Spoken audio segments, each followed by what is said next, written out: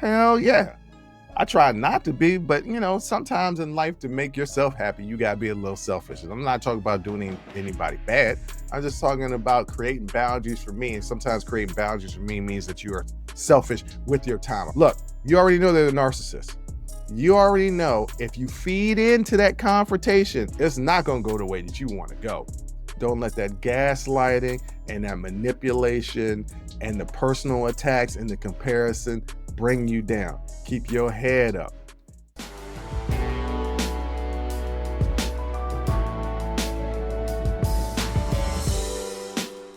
It's the best tactic to use when talking to a narcissist, according to a therapist, and is written by Caroline Key. And it's talking about this person is legitimately a narcissist, not you diagnosing them. They're a narcissist, right? And you have to interact with them. And this article is about how you interact with a narcissist. And I thought, oh, this is extremely interesting because though the term is being thrown around really loosely, there are definitely more than a few narcissists out there. I used to think I was a narcissist, but narcissists don't typically have empathy, and I have a little bit too much empathy. Not to make this about me, but this was legitimately a fear that I had.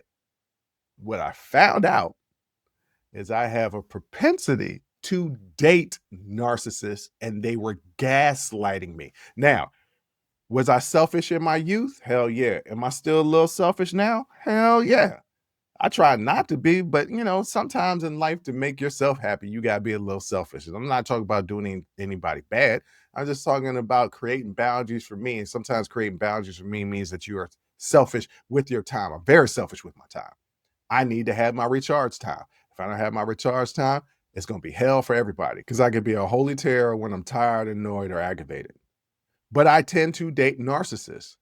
Part of being a narcissist is gaslighting you, making you feel like you're the problem. Sometimes I was a problem. A lot of times I was not the problem. It was the people that I was dating. So in this article, the licensed therapist is, please excuse me, y'all know I'm not good with names, Romani Duvesela. That's the best that I could do. And it's a complicated name. But she suggests that coping strategies include a narcissist bingo card. This is a good way to handle interactions with narcissists, especially in unavoidable situations like families, holidays, and colleagues. And let's talk about some of these unavoidable type of situations because a lot of people will just say, well, if they're a narcissist, just don't deal with them. Sometimes you ain't got no choice. Sometimes they're their boss. Sometimes they're your coworker. Sometimes they're your family member and you're in their house for the holidays or they're at your house for the holidays, right? Sometimes it's an ex-spouse, but you're co-parenting and you don't have any choice. Just because they're a narcissist doesn't mean that you can cut them out because there might be obligations surrounding it where you have to deal with them. And that you don't got no choice. And unfortunately, the life that we are presented with is that sometimes we have to interact and deal with people that we would necessarily not want to, but situations dictate that we have to. And sometimes those people are narcissists. So the doctor of the person that I said their name earlier, I'm not going to try to say it again, said you should create a narcissist bingo card. And what does that mean? So the narcissist bingo card is a list of harmful or triggering behaviors exhibited by a narcissist, like what I used to have to deal with some of my exes, gaslighting and belittling and comparisons. The more I read this article, the more I was like, damn, I really am attracted to narcissists and like bona fide narcissists, like not me just diagnosing them by myself, just reading the list of what a narcissist and their traits and being like, yep, that reminds me of so-and-so, reminds me of so-and-so, reminds me of so-and-so. And I always feel like I'm the issue because they gaslight, they belittle, and they compare. So the doctor says, put this on your narcissist bingo card and track the behaviors during conversations and set a target, like 5 occurrences, right? Just to give an example. And then once they hit that marker of 5 occurrences, disengage from the conversation and then reward yourself afterwards for setting a boundary. And I thought that this was really a dope concept, right? Because once again, you're in these type of situations and you got to be in the situations because they're your boss, they're your coworker, they're your professor, right? They're your teacher, they're your student who you're teaching, right? They are your co-parent partner, right? There's a family member and it's the holidays and you ain't got no choice. Like there are situations where you can't avoid. And when you make this narcissist bingo card and you have to interact with them, once they hit, and it could be any number, it's up to what you can tolerate. I personally, because I've got great experience with this, can tolerate a whole lot before I need to eject myself from the conversation. But it's whatever it works for you. If it's one, as soon as they come out with one and you got to eject from the conversation, so be it. I would say, especially when it's your boss or a coworker or a family member or a co-parent, you need to develop just a little bit, not tougher skin, but a little bit more teeth, because it can't be one, because then you're gonna be ejected from the conversation a lot. But the therapist said, as an example, 5. And once it gets to 5, you remove yourself from the conversation and maybe give yourself a little reward for setting a boundary. But you got to set realistic expectations for narcissists and acknowledge their limits. So it's not about just your limits. You got to acknowledge their limits as well. And using these grounded exercises to mentally prepare for their interaction. So, like, if you know you're co-parenting, your ex-partner absolutely a narcissist, and that switch off of switching the children or planning a birthday party because grandparents want to be there and you can't have separate parties. Maybe you can, all right, or soccer practice or basketball practice or football practice or games or what have you.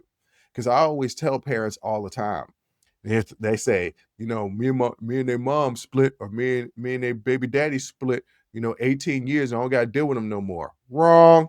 My parents are split.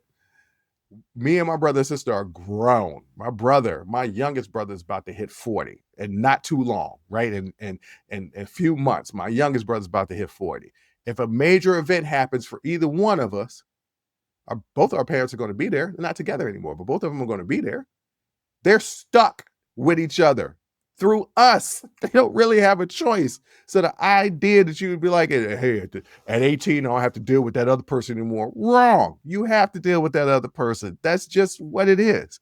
So in this article, the therapist is saying, look, you're going to have interaction with them. You know how they are. You also know you can't change who they are, because hell, they can't really change who they are. You got to set realistic expectations for this interaction.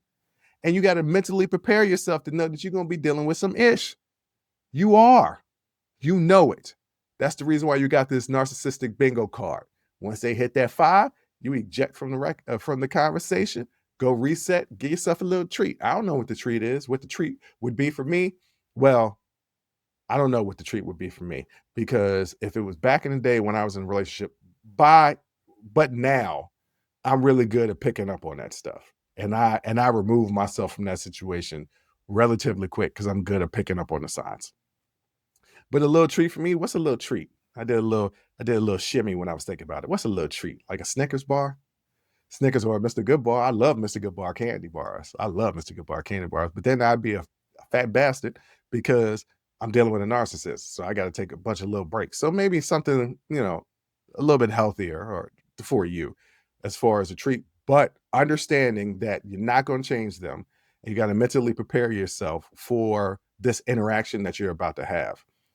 And recognize that confrontation is rarely productive, and focus on managing personal reactions and actions. Look, you already know they're a narcissist. You already know if you feed into that confrontation, it's not going to go the way that you want to go.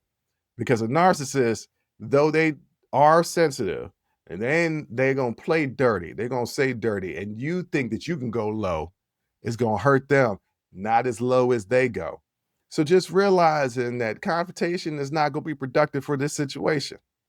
And the most important thing out of this situation is you get in, get what you need to get taken care of, and get out with the most of your mental and emotional capacity still intact.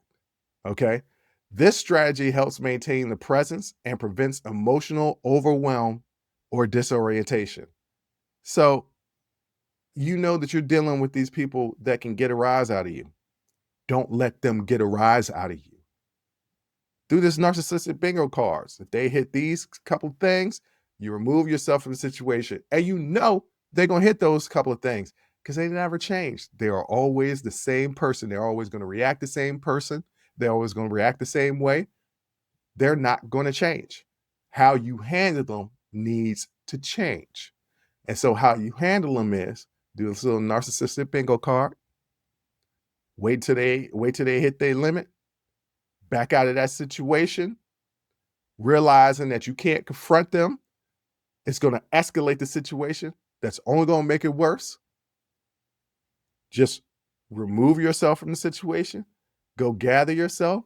Give yourself a little treat.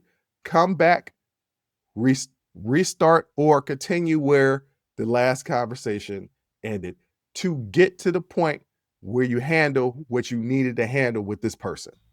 And then step away, like I said, when you reach that bingo threshold, to compose yourself and reduce distress, because dealing with a narcissist is overwhelming mentally and emotionally. You need to step away to recenter yourself. And then treat yourself kindly throughout the process. Remember that recovery from interactions and or relationships with a narcissist takes time. It does. Don't let it mess up your whole day, but it might. But be kind to yourself by preparing yourself to deal with this person who you know is the absolute worst. But you got to deal with it because of whatever situation that's presented itself in front of you. Just be kind to yourself.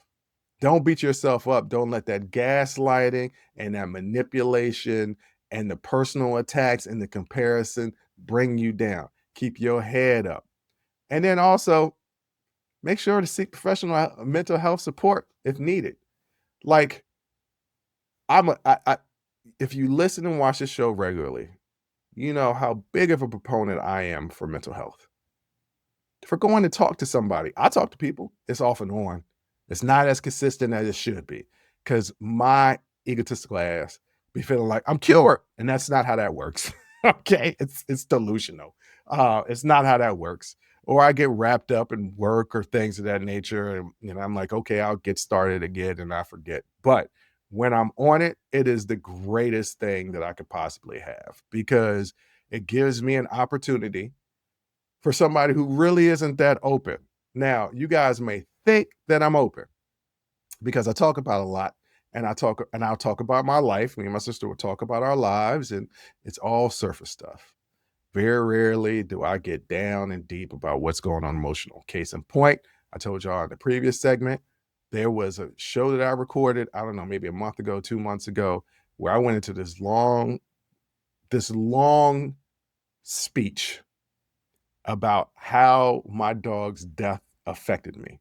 And as I was editing the show, I said, nah, I'm gonna go ahead and cut that out. It was like a good 3 to 4 minutes of just me talking about how I felt. And I was like, nah, I'm gonna cut that out. They don't need to be knowing all that. So I'm not as open emotionally in public and even with people close to me as I should be. It's easier for me to talk to a stranger. It helps me regulate my emotions and gives me mental clarity.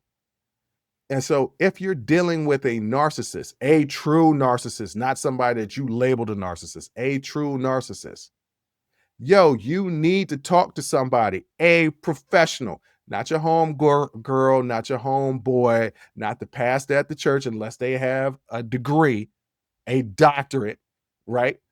Somebody who actually went to school for this because they know the steps that are necessary to help you through these tough times.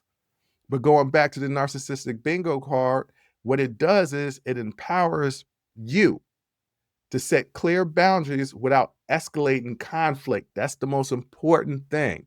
It's going to be conflict when you're dealing with a narcissist. You don't want to escalate it, but you also want to set your boundaries. And it offers simple, actionable framework for self-care during unavoidable, difficult conversations. Join the conversation and follow the Unsolicited Perspectives podcast on Apple, Spotify, or wherever you get your audio podcasts.